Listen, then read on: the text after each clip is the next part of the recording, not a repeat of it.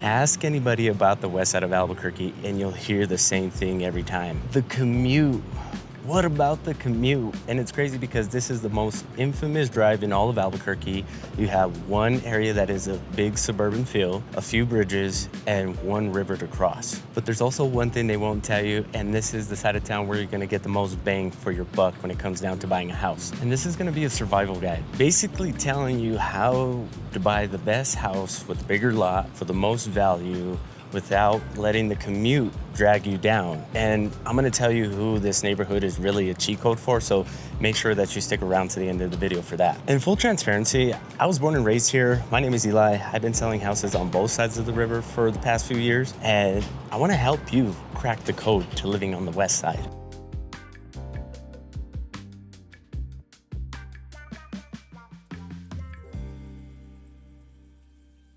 Quick little pit stop. I had to stop by a home inspection that we got going on for our buddy Sky that's relocating from Orange County. Awesome little house here in the Nob Hill area. So yeah, give me a quick second. I'll be right back.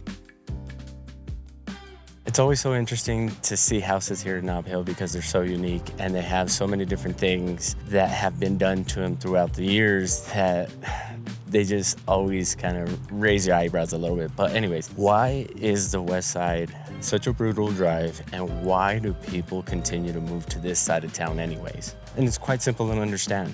For the past couple of decades, tens of thousands of brand new houses were built out there on the west side. A majority of the big jobs are across the river. And you're talking about downtown, uptown, the Journal Center, the labs, and the hospitals all being on the east side of the river, and only a handful of bridges connecting one side to the other. So every morning, everybody on the west side is only gonna funnel to a few bridges. And that's a huge bottleneck that not a lot of people are talking about. And that's what we're gonna help you do, is we're gonna help you outsmart this whole west side thing. So hang tight. Well, hack number one, don't lock your keys in the car. But when you are choosing a neighborhood on the west side, this is gonna be detrimental to your whole drive in the morning. So we're gonna help you figure this out right now. What a big bummer. I hate when this happens. The wife is on her way to rescue me, but where you purchase your house at is really gonna determine which traffic you fight, because whether you like to believe it or not, living on the west side, you are going to deal with some sort of traffic. It just all depends on what time of day you're traveling. But for the majority of us that are traveling at 7 o'clock in the morning and traveling back in the evenings around 5 o'clock, you are going to have to deal with that traffic. So picking the house in the right neighborhood really matters. So let's talk about you working in the northeast sides. If your job is on that farther northeast side of town, you're probably going to want to look into Ventana Ranch, because you're going to be able to easily access Paseo, Alameda, and then get onto I-25 if you need to very easily. And they're revamping that whole corridor there. Right now it's pretty much like a 2-lane road on each side. They're going to expand it to a 4-lane road on each side, so making it a lot easier for you to travel. And homes in Ventana Ranch right now are going for like the mid 300s, so you can get a pretty decent house on a decent sized lot. They do have an HOA, which isn't as strict as you would think. I know some people are against that kind of thing, so I figured that I'd put that out there. But if you are working on the northeast side, definitely look into Ventana Ranch. You can venture off into like the Petroglyphs and the Montecito Estates, but you are looking at houses that are gonna be, $500,000 plus.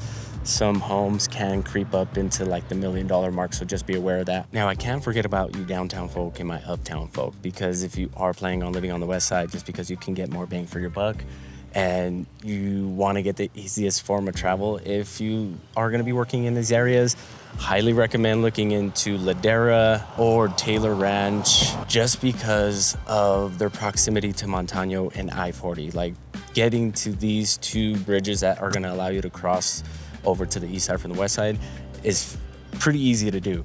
And the price points there, being that it's an established neighborhood, you would think that the price points would be a lot higher. They're actually in the mid 3s, going up into the mid 400s, and you are gonna get a house from the 70s, early 90s. So that means that you are gonna get a house with character and a house with a little bit of land on it as well. And for my Kirkland folk, of course, those last two are gonna work very well because the easy access to I-40. One neighborhood that isn't necessarily, categorized as the west side, but is still close enough, is bits and parts of the southwest side. So just crossing over that I-40, kind of like that southwest region there. There's some pocket areas that you can look into that will still give you the same type of convenience to I-40, but the price points here are going to be a little bit lower than the mid 300s. So give you a ton of savings as well. All right, a few different commutes, a few different neighborhoods, all different price points. I'm sure you're going to be able to find something. Just make sure that when you are picking the right house, it's in the right neighborhood as it pertains to your job and travel, because if you have to add an extra 15 to 20 minutes to your commute daily for the next decade, you're gonna hate me when you call me in the next 5 to 10 years and I tell you, I told you so.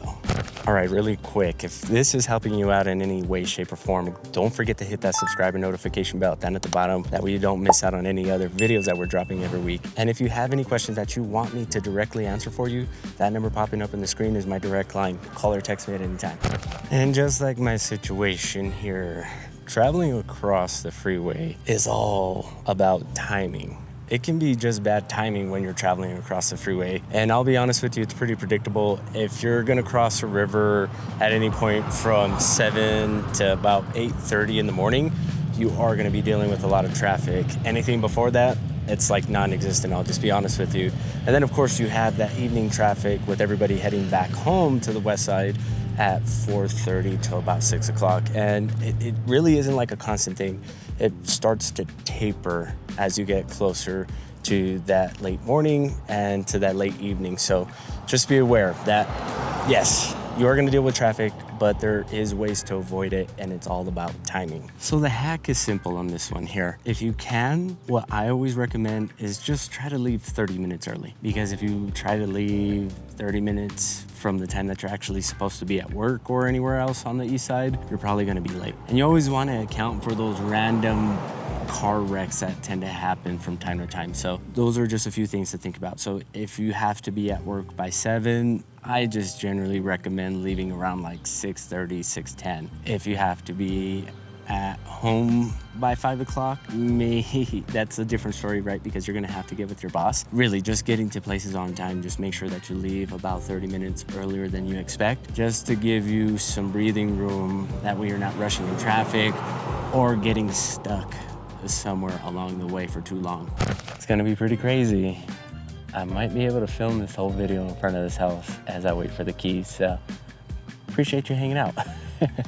I'm sure I will upload a ton of B-roll to show you what the west side looks like and the different things that you're going to be dealing with when it comes down to all these topics that we're bringing up. But when we're talking about the third thing on here, we're really talking about learning multiple ways home. Because you don't want to just rely on crossing Paseo or I-40 as your main way of getting home, just in case a fender bender happens or something out of the blue happens and you didn't account for that. And those are usually the people that get irritated and just lose their ever-loving minds when it comes down to living on the west side, because they don't know another way home. And I don't blame you. You're new. You shouldn't know another way home. But if you can, take the time to learn different routes from your job or from your house when it comes to crossing the river, because this is gonna save you a ton of time, headache, and stress at the end of the day.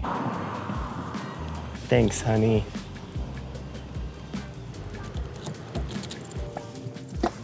All right, now that the wife came to save the day, we're gonna head over to Smith's and get something to drink, because I am thirsty standing out here in, how hot is it? 84-degree temperature filming this video, even though I was in the shade, is pretty brutal. So just know that New Mexico heat is nothing to mess with. Just because it is dry, it's not gonna be as bad as if it was humid, but nevertheless, hot is hot. And this next hack is gonna be one that a lot of you are gonna find very helpful and very useful, especially if you're a remote worker.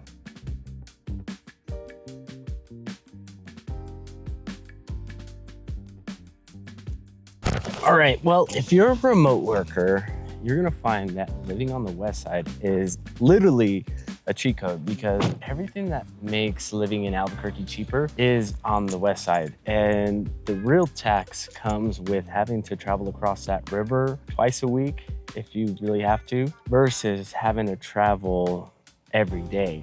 And that's a tax that not a lot of people are gonna be telling you about, but I wanna bring it up. All right, you remote workers, you guys got it pretty easy because you hardly ever have to travel. But when you do, on Tuesdays and Thursdays, you're not gonna feel the tax, the emotional tax, the gas tax, and just the mileage tax that you're gonna put on your vehicle when it comes to traveling across the river every day. So big, super cheat code. And just to let you know, monetarily, you are gonna save a ton of money because if you are looking at a $350,000 price point, when you compare the east side to the west side, you are gonna get more bang for your buck. And that's where a lot of our clients are seeing the big difference here.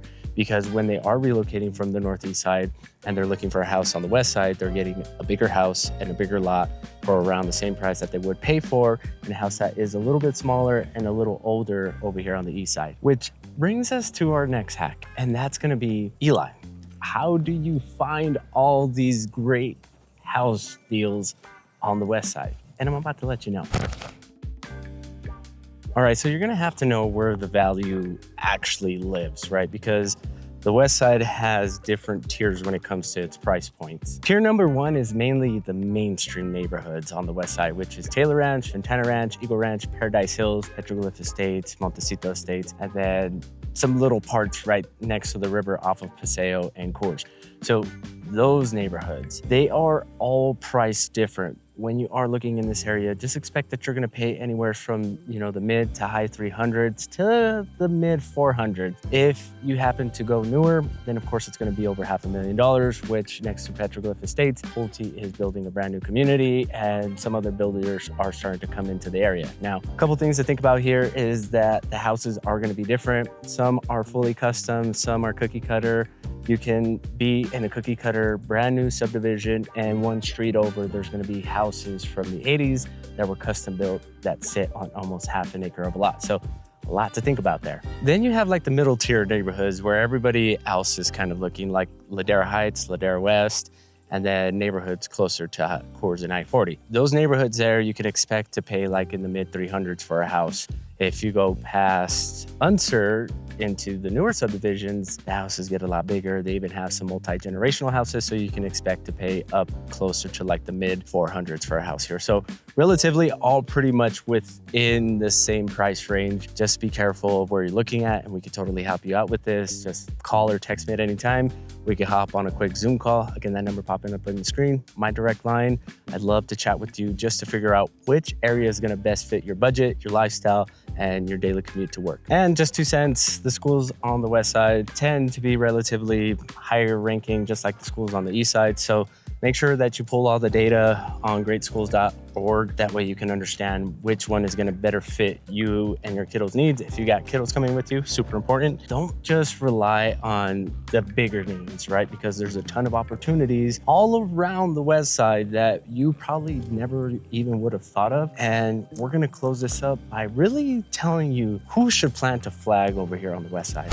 Now, I'm not gonna lie to you, the west side definitely gets a bad rap because of that whole commute. That is like the big red flag when it comes down to picking the west side to call home. But there is a few people that are really gonna find it beneficial because we've had buyers in the past year that are super happy with the west side. These are some things that really stood out, made their situation a little bit different than what yours could be. And it just came down to really 3 things. One, being that they were like either a remote worker or they worked hybrid, half time in office, half time at home. Those people really didn't feel the commute tax as much as us people that actually have to travel across the river every day. Also, the people that want more bang for the buck, you just want more house and more land for your money, and you want something a little bit newer, west side is definitely gonna be it. And lastly, if your job is already on the west side or the north side of Albuquerque, and you don't have to cross the river, you don't have to worry about that commute at all. So what if going into the office is a non-negotiable? Like you still have to go in, there's no way around it. Well, if you don't mind the daily commute, living on the west side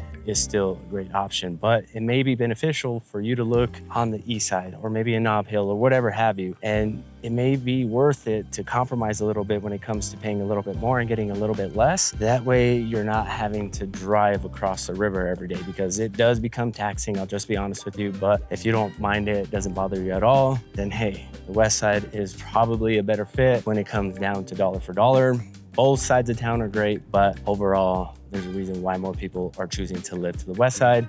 And I got a bit of a story for you. So we recently had a client relocate down from California, and after looking at a bunch of houses on the west side, and he was originally looking over there because it was cheaper and he was going to get more bang for his buck. He eventually ended up just buying a house on the east side in the foothills area because he ended up getting a good deal on a house that had just like this impeccable view of the mountains. Like, you're not going to be able to get a view like this ever again for this price kind of thing. So he moved on it. He's currently in there now. The reason why he ended up picking living on the east side closer to the mountains wasn't just because of the view. It was because he was doing that commute over the river during the time that he was staying here. And after a few days, he was like, yeah, I don't want to do this every day. So that's kind of the story that I wanted to bring up because, even though some people are looking on the west side because of price and, the newness of the homes, some people just don't want to do the daily commute. So really think about that. Is driving in traffic every day, if you have to go into office for